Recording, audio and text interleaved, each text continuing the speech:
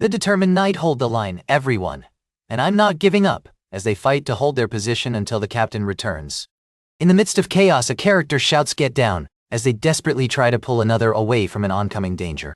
In the midst of chaos, the captain urgently calls out, "Captain," as the scene around him becomes increasingly desperate. The hero roars as he unleashes a fiery projectile, shouting "Fire projectile," while his opponent is caught in the blast, screaming in agony. The warrior, his face contorted in fierce determination, brandishes his sword high above his head, ready to strike down his enemy, while his opponent, equally resolute, prepares to defend with all his might. The warrior lunges forward with a fierce battle cry, his sword slicing through the air as he charges headlong into the fray. The shattered glass and debris fly through the air as the character screams in agony, their body contorted in a desperate struggle against an unseen force. Captain Gil sits on the ground, visibly upset, while his comrade urges him to get up, saying, "Come on, get up, Gil."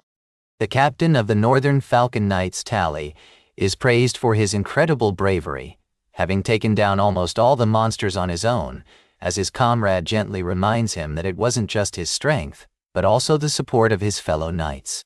The clock ticks loudly as the protagonist glances at it, realizing it's almost time for the crucial meeting.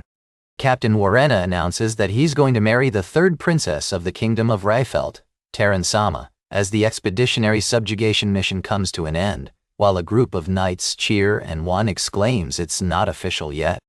Gil, who had almost died, is now being scolded by his friends for not holding hands yet, causing him to feel embarrassed. The protagonist, overcome with emotion, declares even this overseas subjugation.